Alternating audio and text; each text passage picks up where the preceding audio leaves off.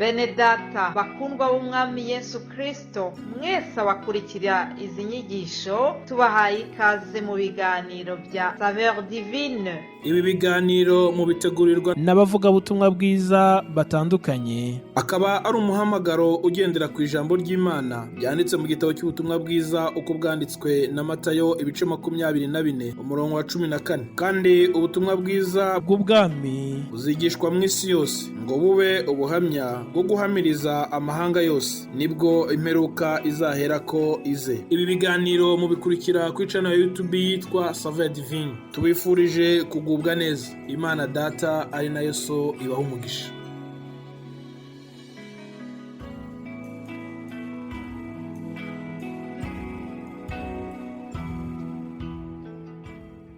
Yesu ashimwe bene data, amahoro y'Imana bane namwe. Nk'uko mubisanzwe muzi nitwa Florien Musabyimana kuri Saveur Divine. Mbanje kubifuriza umwaka mushya muhire wa 2025. Ndatekereza ko mwawutangiye neza kandi turifuza ko Imana izabana namwe muri uyu mwaka neza. Tugiye kuganira rero ijambo ry'Imana dufite muri iki cyumweru, rifite insanganyamatsiko ivuga ngo umukiranutsi wanjye azabeshwaho no kwizera. Reka dusome mu rwandiko rwandikiwe Abaheburayo ibice 10 umurongo waho duhere ku murongo wa 34, ariko cyane cyane turaganira kuri uyu murongo wa 38.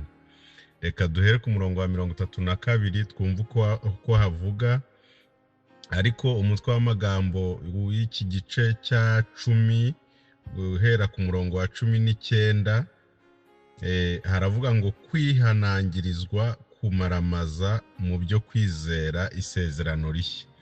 Umurongo wa 32 uravuga ngo ariko mwibuka iminsi ya kera uburyo mwihanganiraga imibabaro y'intambara nyinshi, mumaze kuvirwa n'umucyo, ubundi mugahinduka ibishungero, mugatukwa, mukababazwa, ubundi mugasangira imibabaro n'abagirirwa batyo, kuko mwababaranaga n'imbohe, mukemera munezerewe kunyagwa ibintu byanyu, mumenye yuko mufite ibindi mwabikiwe birusha ibyo kuba byiza bizahoraho. Nuko rero ntimute ubushizi bw'ubwoba bwanyu bufite ingororano ikomeye, kuko mukwiriye kwihangana kugira ngo nimumara gukora iby'Imana ishaka muzahabwe ibyasezeranijwe. Umurongo wa 37 haracyasigaye igihe kigufi cyane kandi uzaza ntazatinda. Umurongo wa 38 ariko umukiranutsi wanjye azabeshwaho no kwizera. Nyamara nasubira inyuma umutima wanjye ntuzamwishimira. Mwakire neza ijambo ry'Imana. Bene data inshuti z'umusaraba, aya magambo tuganiriye n'uyu mwanditsi wandikiye Abaheburayo wayanditse, ariko umutwe w'amagambo uravuga kwihanangirizwa cyangwa se kuburirwa kumaramaza mu byo kwizera. Bene data, iri jambo ry'Imana riratubwiye ngo hari ibintu abantu bakorera Imana cyangwa se bafata ingamba, bafata umwanzuro wo gukorera Imana no kugendera mu nzira z'Imana. Hari intambara banyuramo, hari amakuba banyuramo, hari ibintu bitandukanye Imana ibacishamo. Yatangiye ku murongo wa 32 avuga ngo mwibuke iminsi ya kera. Mu by'ukuri iyo umuntu atibuka aho yavuye ntamenya aho ajya, kandi kutibuka aho wavuye bituma utarangiza urugendo. Ariko iyo wibutse ibyo wanesheje unamenya ko n'ibisigaye biri imbere uzabinesha, kuko ugenda ubona neza ko hari ibyari bikwasamiye byakurushaga imbaraga, bifite uburemere, byendaga kugutsinda, ariko kubw'imbaraga z'Imana ukabinyuramo ukabinesha. Rero uyu mwanditsi yibutsaga iri torero, yibutsaga ubu bwoko bw'Abaheburayo, yibutsaga aba bakozi b'Imana ko hari ibintu byinshi banyuzemo kandi ntibabinyuremo bonyine, ahubwo bakabinyuranamo n'abandi ngo ndetse arababwira ngo bagezaho ngo kubera ibyago n'amakuba bibabaho ngo bahinduka ibishungero, abantu bakajya babitegereza bakavuga ngo aba bantu ni bantu ki bari kugirirwa nabi bimeze gutya, bari guhura n'amakuba akomeye gutya, ngo ariko ibyo byose ngo mukabyihanganira. Ariko aravuze ngo ku murongo wa 32 ngo umukiranutsi wanjye azabeshwaho no kwizera, nyamara nasubira inyuma ngo umutima w'Imana ntabwo uzamwishimira. Bivuze iki? Ibintu byasubiza umuntu inyuma ni byinshi, ibinaniza abagenzi ni byinshi, intambara mu rugendo ni nyinshi, ariko dufite inkunga imwe yo kwizera. Iyi ni inkunga, ni impano, ni kado Imana yahaye abagenzi bihishamo mu ntambara, bakayihishamo mu bigeragezo, bakayihishamo mu makuba, bakabasha gukomeza urugendo. Bene data bavandimwe, ndagira ngo mbabwire ngo iyi mpano Imana yahaye abagenzi ni impano rukumbi Imana yabahaye kugira ngo babashe kuyigenderamo, kandi nibayigenderamo bazabashe gukomeza urugendo, bazabashe kubaho, bazabashe kurangiza urugendo.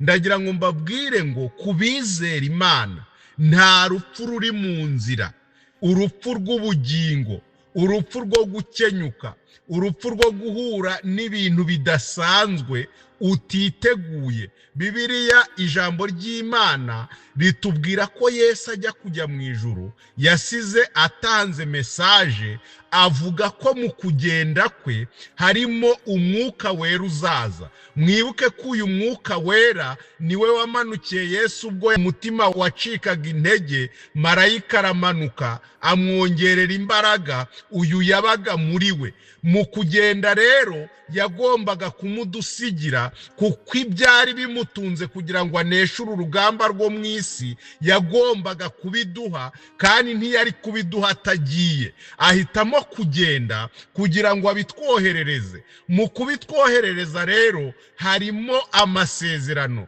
Muri ayo masezerano harimo ko yavuze ngo uwo mwuka naza, haleluya, uwo mwuka naza nibwo muzaba abagabo nyabagabo bo kumpamya. Uyu mwanditsi yandikira Abaheburayo yaravuze ngo umukiranutsi wanjye azabeshwaho no kwizera. Ku murongo wa 34 ngo mwababaranaga n'imbohe ngo mukemera munezerewe kunyagwa ibintu byanyu, mumenye yuko mufite ibindi mwabikiwe birusha ibyo kuba byiza, kandi ibyo mwabikiwe nibyo bizahoraho. Haleluya. Muri iyi si hari ibyo twanyazwe, hari ibyo twaretse, hari ibyo twigomwe kubw'agakiza, hari ibyo twigomwe kubw'ubutumwa bwiza. Nibyo babajije abigishwa, babaza Yesu ngo ko dusiga byinshi tukagukurikira dufite nyunguki? Arababwira ati mukiri mu isi ibyo mwaretse muzahabwa ibibiruta inshuro 100, ariko nyuma yabyo mubikiwe ubugingo buhoraho. Imana ishimwe cyane. Mwene data unyumva, ndagira ngo nguhumurize muri aya magambo. Intambara ni nyinshi, ibiteye ubwoba biri kuvugwa ku isi, impuha, intambara n'impuha ni byinshi. Ibintu biri gutera ubwoba imitima y'abantu: inzara, ubukene, gucika intege, gusubira inyuma kw'itorero. ibyo byose bigenda bikura abantu umutima. Ariko ndagira ngo uhumurize muri aya magambo mwene data unyumva, nkubwire ngo ibyo byose umukiranutsi azabicamo kubwo kwizera. Ndagira ngo musabe Imana ibahe iyi impano yo kwizera, ibongerere kwizera, kubera ko kwizera nicyo kintu cyonyine kitubashisha kunesha Satani, kitubashisha gutambuka mu binaniza tutananiwe, kitubashisha guca mu muriro tudafite umwotsi, kitubashisha kwambara imbaraga z'umwuka wera. Imana yo mu ijuru iduhe kwizera, kuko nicyo kibesha umukiranutsi. Kandi muri byose ntushidikanye ngo usubire inyuma, kuko gusubira inyuma harimo ko Imana itakwishimira.